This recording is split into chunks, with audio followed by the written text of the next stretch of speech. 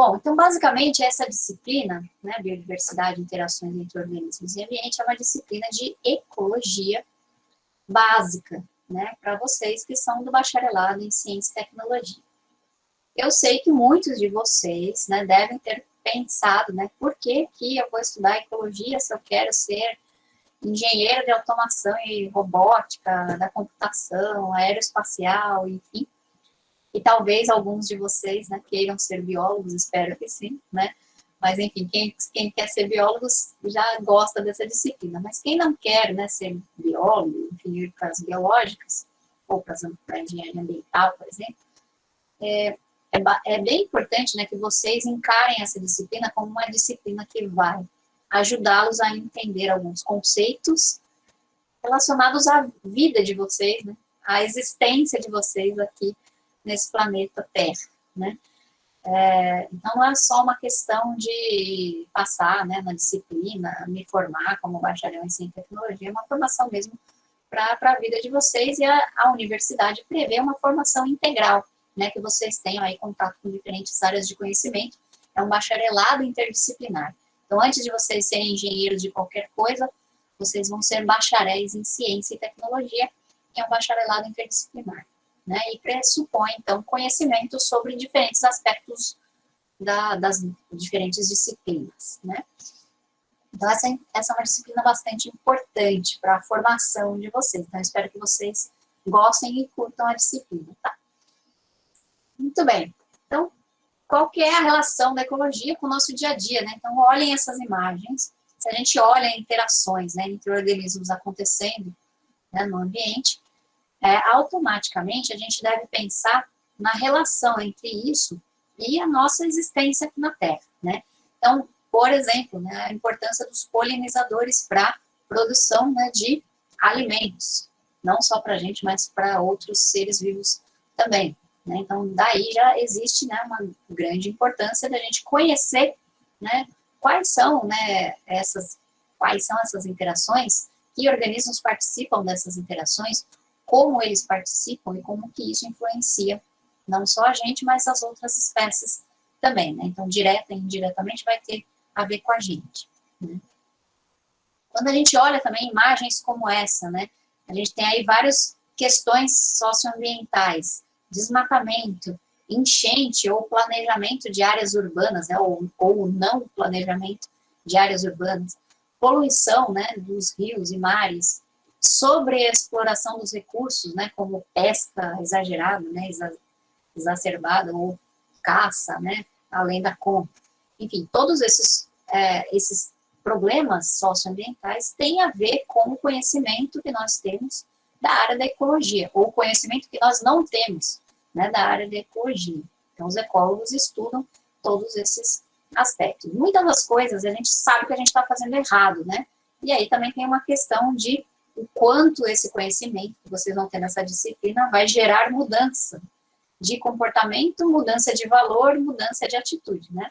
Então, são outros 500. Né? Então, eu espero que essa disciplina ajude, pelo menos, a sensibilizá-los para algumas questões que podem ter a ver com o comportamento nosso, né? Do nosso dia a dia. Tá? Então, olhem essa imagem, né? Essa é uma vista aérea de uma cidade do litoral do estado de São Paulo. Né? Então, olha como que a gente altera as paisagens.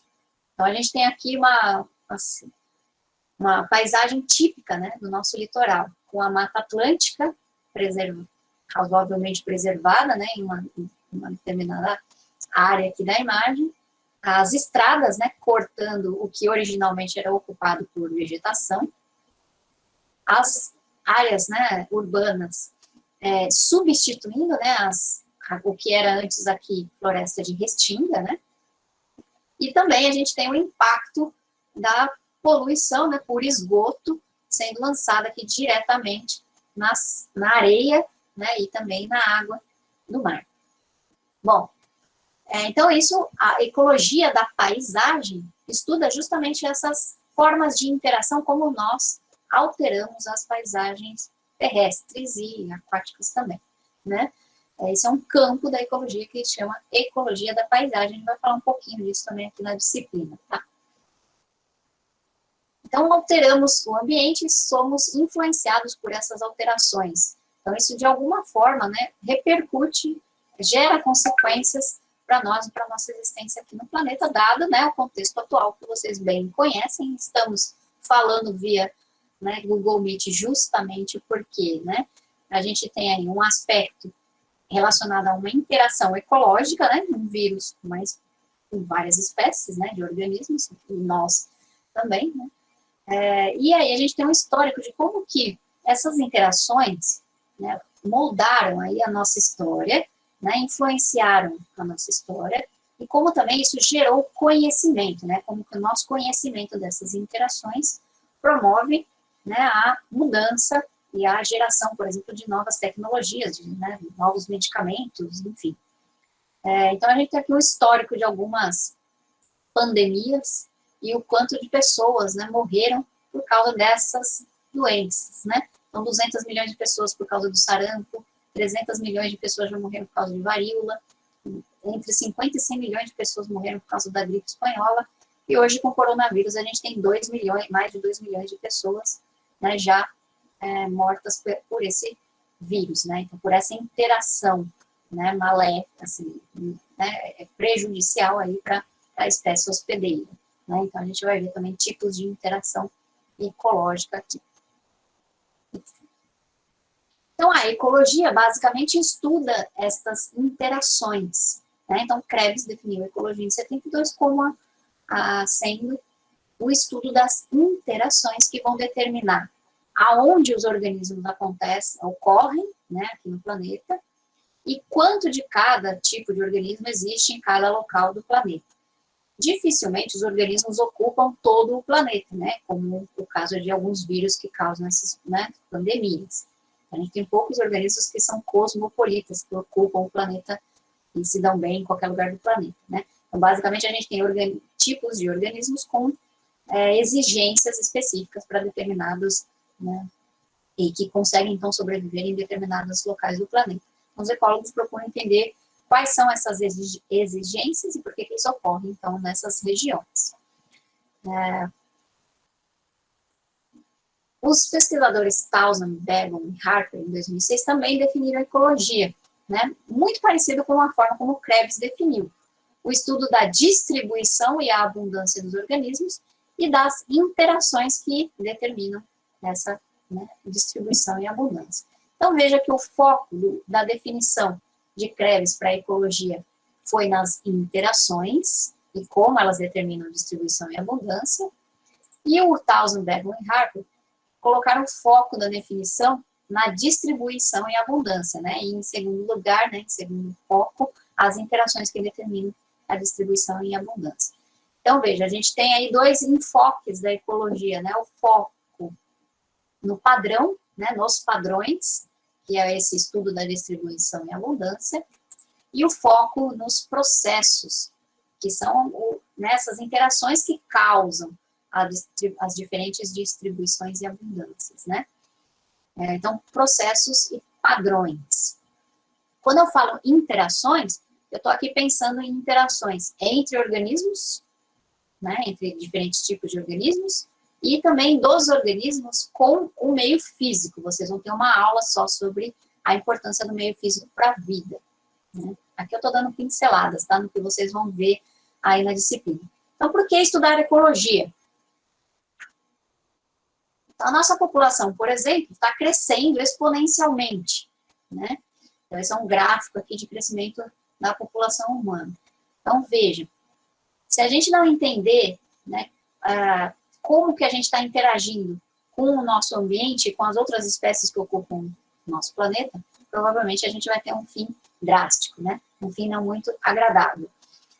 Então, esse modelo, né, de crescimento exponencial não é um tipo de modelo de crescimento de população estudado pelos ecólogos. Existem outros modelos.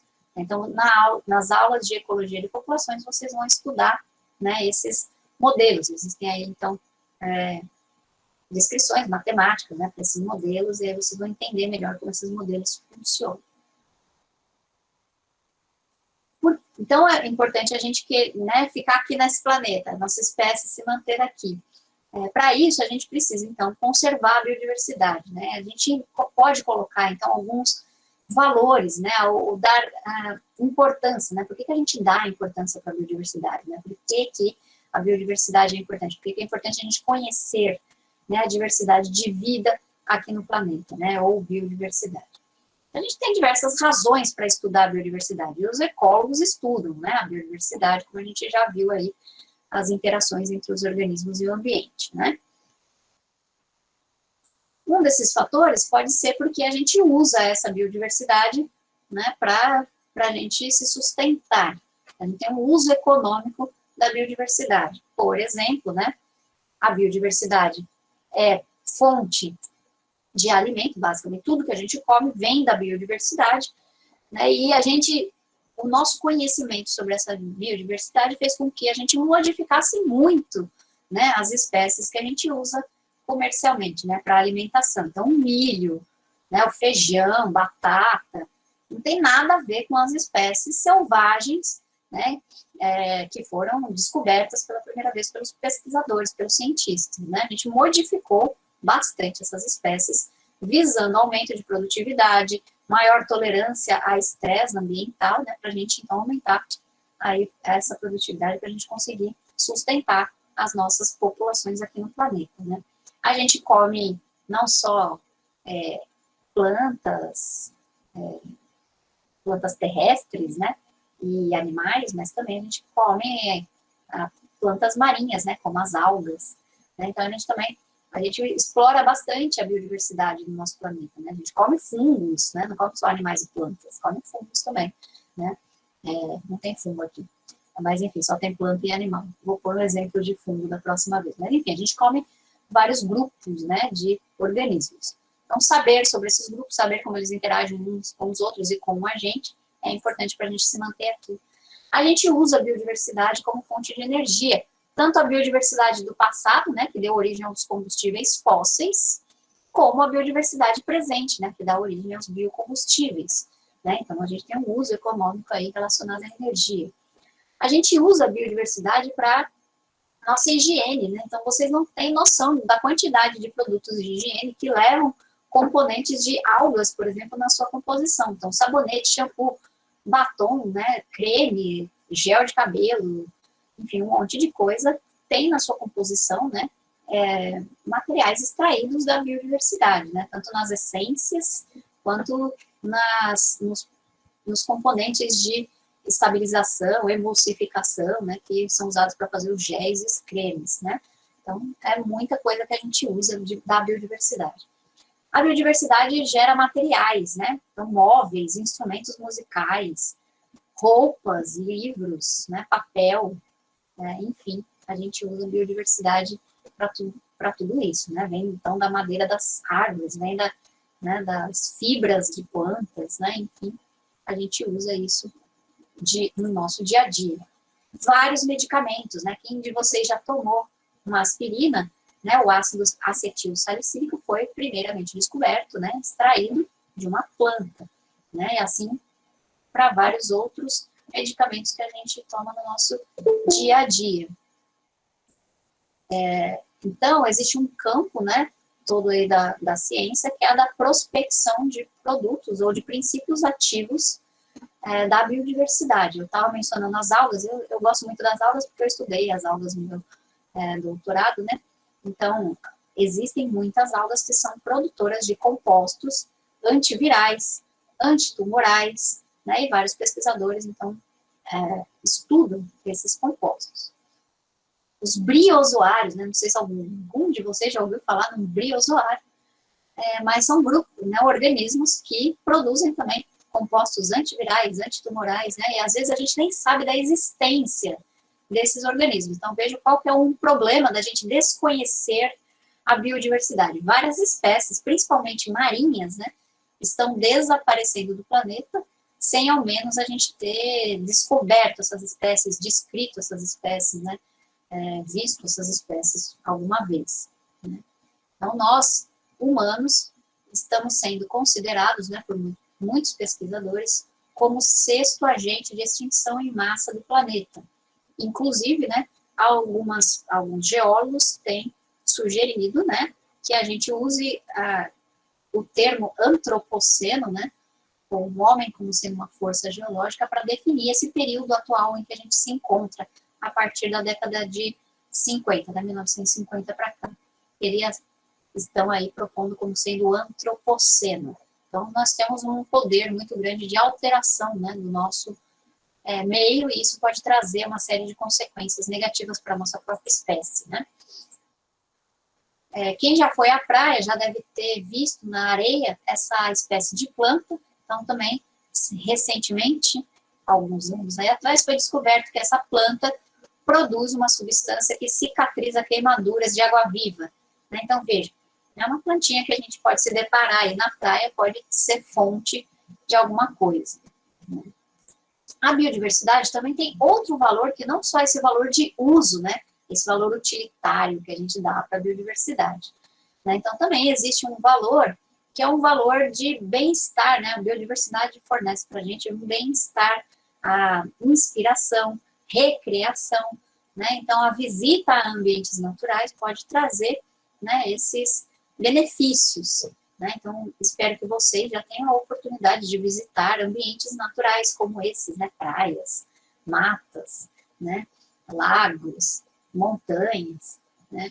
E não sejam pessoas que acham que isso aqui é o normal e que gostem de viver em ambientes como esse, né, altamente modificados e poluídos, né. Eu tive um aluno em Bioa, em um ano, uns 2 anos atrás, que falou que gostava, se sentia bem aí, né. Isso só traz para a gente uma noção de que a humanidade está indo para o seu fim, né, se a gente parar de perder essa conexão com os ambientes naturais, né? Então, procurem, né, sair dessa bolha urbana, né, e visitar algum ambiente natural, vocês vão ver como que isso transforma, né, e pode trazer aí bem-estar também emocional, né? Então, vai lá, passear de barco, vai mergulhar, vai escalar, né, vai fazer alguma coisa para entrar em contato com esses ambientes que a Organização Mundial da Saúde fala que a saúde não é só o nosso bem-estar físico, né, mas também esse aspecto psicológico e emocional conta, né, como muito importante para a gente manter a nossa saúde.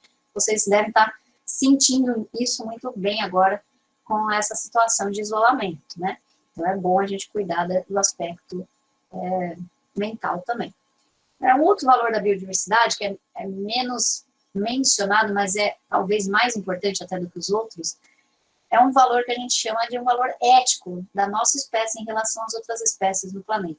Nós somos a única espécie que tem essa capacidade de entender, né, as outras espécies e entender o que é que determina a presença ou a ausência dessas outras espécies aqui no planeta. E mesmo assim, né, a gente contribui para que várias dessas espécies desapareçam, né? Então é um dever moral, um dever, né, nosso com o planeta de manter essa biodiversidade, né? E a gente só pode fazer isso se a gente conhecer, né? E essa disciplina vai ajudá-los a conhecer um pouquinho sobre a biodiversidade. Essa noção, né, de que a gente pode explorar, sobreexplorar os recursos, ela vem da nossa relação histórica com o meio ambiente, né, vinda do passado. Antigamente, a gente não tinha a população que a gente tem hoje, né, cresceu exponencialmente, eram muito menos pessoas nesse planeta, e isso dá uma noção para esses indivíduos de que os recursos eram infinitos, né, que o mar é infinito, que as florestas são infinitas, que a gente pode, então, explorar, né, infinitamente, que esses recursos vão se repor também de maneira infinita, né? E a gente sabe bem hoje que não é bem assim, né? Então, a gente tem essa questão, né, a população humana crescendo exponencialmente, ao mesmo tempo em que a gente precisa comer, consumir, né, água e energia, e a gente produz lixo e resíduos, né? Então, tudo isso junto nos dá a noção de que não dá para viver de maneira sustentável por muito tempo se a gente mantiver os nossos padrões de comportamento e de consumo, né? Esse padrão atual é insustentável, isso é fato, né? E aí vem, então, para a gente o conceito, que é muito importante, né? Que é o conceito de sustentabilidade, desenvolvimento sustentável, aquele desenvolvimento que a gente pode sustentar ao longo, né, das gerações. Acho que muitos de vocês já devem ter visto essa representação do conceito de sustentabilidade, né? Então, a sustentabilidade sendo formada aí por 3 grandes dimensões, né? A dimensão ambiental, a dimensão social e a dimensão econômica. E existe um problema, né, nessa representação. A gente vê aqui que, então, a interseção entre essas 3 dimensões é o que é definido como sustentabilidade. A gente não pode, né, deixar de levar em consideração nenhuma dessas 3 dimensões se a gente quiser, né, que a sustentabilidade seja atingida, né, aqui no planeta. Existe, então, um problema com essa representação. Por quê? Eu, que sou bióloga, eu vou dar mais valor para a dimensão ambiente. Posso dar, né, não quer dizer que eu vou dar, mas eu posso dar, né, mais valor para a dimensão ambiental do que para as outras dimensões, pura e simplesmente por eu ter mais afinidade com essa dimensão. E aí, então, para mim, né, essa dimensão ela vai receber um peso maior, ela vai ficar enorme, ela vai crescer, né? E, ok, né, a interseção ainda existe com as outras dimensões e, teoricamente, a gente ainda pode ter desenvolvimento sustentável, independentemente do peso que eu der para essa dimensão. Da mesma forma, alguns de vocês podem ter, né, uma maior afinidade, por exemplo, pela dimensão econômica. Né? Eu quero ter um bom emprego, quero ter um bom salário, quero ter um bom carro, quero ter bastante dinheiro, né? E aí, isso é o valor da minha vida, né? Infelizmente, tem muita gente que pensa assim e dá um enorme valor para a dimensão econômica. E existem outras pessoas que vão dar aí, né, um grande valor para a dimensão social. Ou seja, né, a gente pode dar pesos diferentes para cada uma dessas dimensões. Então, mais recentemente, tem havido uma mudança na forma como a gente representa esse conceito. É um conceito complexo de 3 dimensões, né? Então, em 2015, aproximadamente, 2009, depois em 2015 de novo, né, na Science e na Nature, um grupo de pesquisadores publicou, né, um trabalho falando sobre as fronteiras planetárias da Terra. Então, a Terra possui limites, né, que esses limites são dados principalmente pela dimensão ambiental. Né? A gente tem, então, 9 fronteiras planetárias relacionadas, então, a essas condições biológicas e físicas do ambiente. Quais seriam essas fronteiras? Mudanças climáticas, acidificação oceânica, ciclos biogeoquímicos, o ozônio, né, a depressão do ozônio estratosférico, mudanças no uso do solo, perda da biodiversidade, aerossóis, né, o lançamento de aerossóis na atmosférica, poluição química, e eu acho que eu falei todas, não sei se eu esqueci alguma. Enfim, essas são as fronteiras planetárias. Nesse esquema aqui da esquerda, a gente vê que tem algumas coisas representadas aqui em vermelho, né? Então, sinal de alerta vermelho, porque, segundo os cálculos desses pesquisadores, a gente já ultrapassou os limites considerados aceitáveis para a existência da humanidade no planeta de maneira sustentável. Né? Quais são essas fronteiras que a gente já ultrapassou? Mudanças climáticas, perda de biodiversidade e ciclos biogeoquímicos do nitrogênio e fósforo. Então, já ultrapassamos. Qual que é a lógica por trás disso, né? Segundo esses autores, para a nossa espécie continuar existindo aqui no planeta, a gente tem que manter as condições do planeta semelhantes às condições do Holoceno, né? O que a gente chama, então, as condições holocênicas são as mais adequadas para a existência da nossa espécie, porque a nossa espécie surgiu no Holoceno e está se mantendo, né, presente aqui no planeta durante esse período. Então, as condições desse período são as mais adequadas para a nossa existência. Então, algumas dessas fronteiras já estão diferentes das condições holocênicas, e isso traria uma ameaça aí para a nossa continuidade aqui no planeta. Bom, e o que isso, então, tem a ver com a representação de sustentabilidade? A gente passa, então, a representar a sustentabilidade não mais como 3 dimensões que se intersectam aqui parcialmente, mas para uma representação, né, dessas dimensões concatenadas, né, num modelo que a gente chama de modelo rosquinha, ou modelo Dunnett de sustentabilidade. Então, por fora da rosquinha, tá aqui representada em verde, a rosquinha, né, a gente teria, por fora, as 9 fronteiras planetárias. A rosquinha seria a dimensão, que é o teto ambiental, né, as 9 fronteiras planetárias, representam o teto ambiental, o limite do nosso planeta. A gente não tem planeta B para ir, né, então a gente tem que ficar dentro desse limite. A rosquinha em si seria a dimensão econômica e, mais internamente, a gente tem a dimensão social, né, envolvendo também vários aspectos, né, ou várias características aí relacionadas a acesso à água, acesso à renda, à educação, acesso a trabalho e energia, a equidade social, a igualdade de gênero, saúde, alimentação, água, né, enfim, várias, então, dimensões relacionadas aí a vários aspectos relacionados à dimensão social. E a dimensão econômica está bem no meio, então, da dimensão social e da dimensão ambiental. Então, a gente não pode ter, né, como base, como ideia, de que a gente vai ampliar o valor aqui da dimensão econômica a ponto de ultrapassar o limite ambiental e nem ampliar aqui a dimensão econômica para dentro a ponto de sufocar a dimensão social, né? Então, essa é uma representação de sustentabilidade que leva em conta a interdependência entre as 3 dimensões, tá bom? Então, essa é a nova forma como a gente entende esse conceito. Não sei se vocês já tinham ouvido falar, né, dessa representação, ou dessa forma de representação. Mas, enfim, é isso.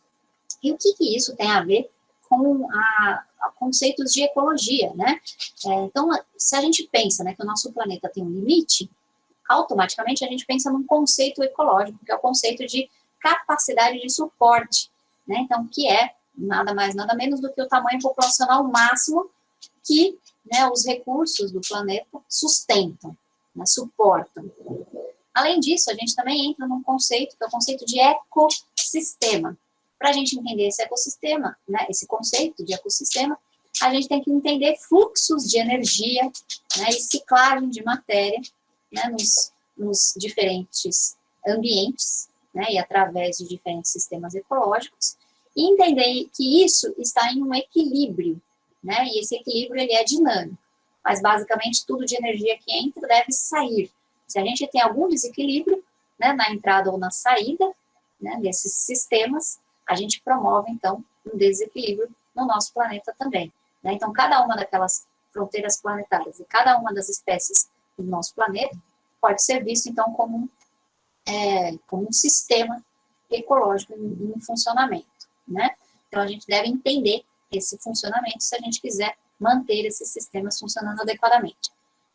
Então, aqui, né, o que acontece se uma população passa do limite, né, da capacidade de suporte daquele ambiente, né? Então, existem aí modelos que descrevem o comportamento das populações uma vez que elas ultrapassam esse limite. Então, olha só, a gente estava falando que a população humana tem um modelo, segue esse modelo aqui de crescimento exponencial, né? E é fato que a gente já ultrapassou a capacidade de suporte do nosso planeta. Provavelmente, o que vai acontecer com a gente, né? O que os modelos matemáticos dizem?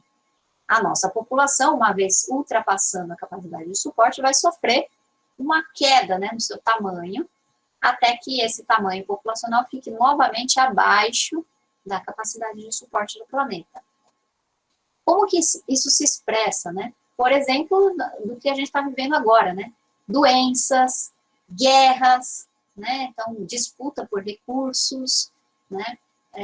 Tudo isso leva a um decréscimo, né, das populações. Isso normalmente acontece com todas as populações de todas as espécies do planeta, e nós somos apenas mais uma, né, que basicamente funcionamos da mesma maneira que as demais, com algumas diferenças, né, pequenas diferenças. Mas, enfim, é isso que os modelos dizem, né? Então, se a gente entende esses modelos, a gente consegue o quê?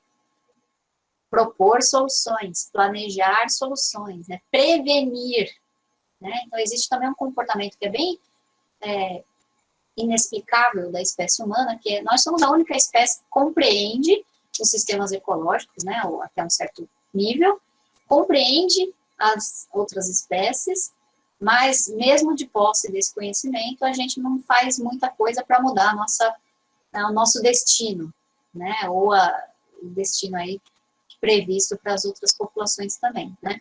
Então, qual que é a ideia dessa disciplina? Com base em alguns conceitos, né, como esse conceito de sustentabilidade, né, das fronteiras planetárias, mudanças climáticas, poluição, extinção, né, biodiversidade, enfim, com conhecimento, a ideia é que vocês pensem, reflitam, né, sobre como vocês podem mudar comportamentos,